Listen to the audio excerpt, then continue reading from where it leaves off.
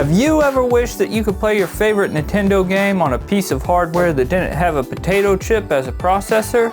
Me too! And you find yourself annoyed with how Nintendo has treated your favorite beloved IP.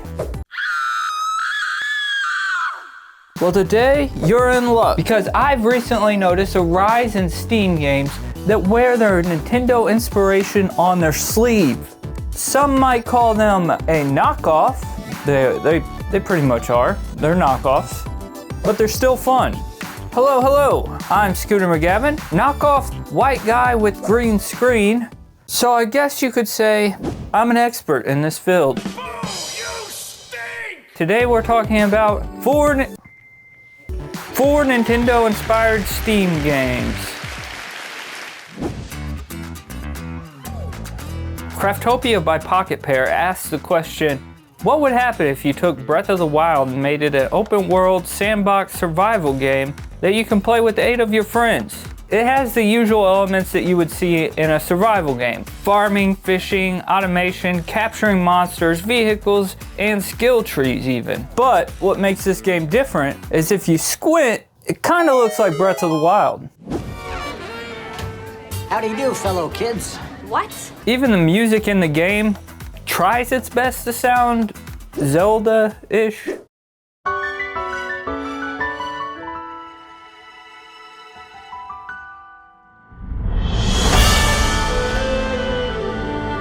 I mean, it's not bad, but is it as good as Breath of the Wild? No. Hell, they even ripped off Pokemon on their Steam page with the iconic tagline, "Gotta catch 'em all." I think that's copyrighted. We are gonna sue your ass and your balls! Yeah! Craftopia is the only one on this list available on both PC and console with Game Pass, and has a mostly positive review on Steam, coming in with early access and a price tag of $24.99.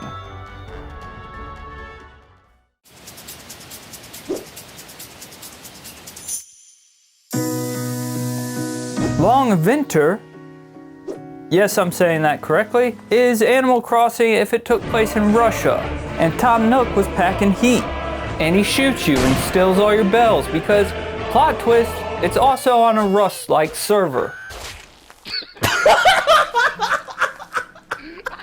It shares all the traits of Animal Crossing, from fishing to crafting to building your own house and decorating it how you want. Now, multiplayer Rust server type games aren't really my speed, but the idea of playing an Animal Crossing style game where I get to destroy my enemies, that is cool. I do like that. And so do others, because Longvinter has mostly positive player reviews and is available on early access through Steam with a price tag of $19.99.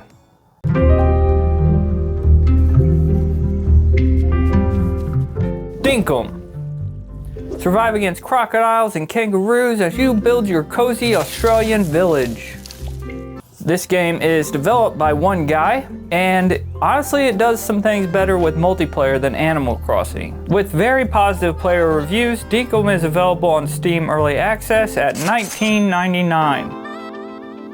Palworld is a new game made by the same company that made Craftopia, so you'll see a lot of similarity between the two games. For starters, this is a monster catching game, but with a twist. Twist it, pull it, bend it, flip it, extend it, load it. What? The Pokemon have guns.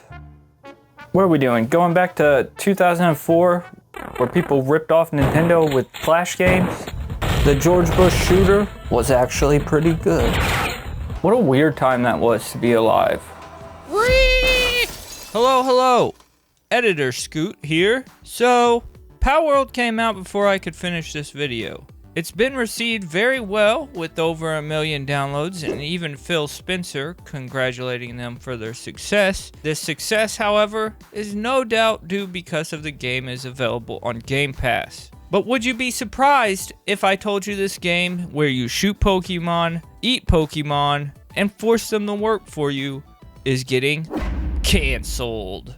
So Palworld could be a delight if it wasn't so invested in being awful. Palworld isn't really asking, what if Pokemon had guns? Palworld is asking, what if you could mangle Pokemon beneath the inevitable crushing weight of industry? What the hell's the problem? What's this guy's problem? I don't get it. With one user on Twitter accusing them of using AI despite not providing any source for this information, I really couldn't figure out where this info came from or if it's even true. And others asking questions like, aren't you afraid of being sued by Nintendo?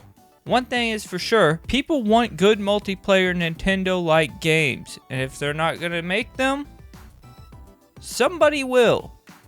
Palworld has very positive reviews and is now available on Steam for $29.99. Now, are these games as polished as a Nintendo game? No. No, they're not. They're alright, though. So you're welcome. I showed them to you. If you like this, then hit the button that says you like it. Okay, goodbye.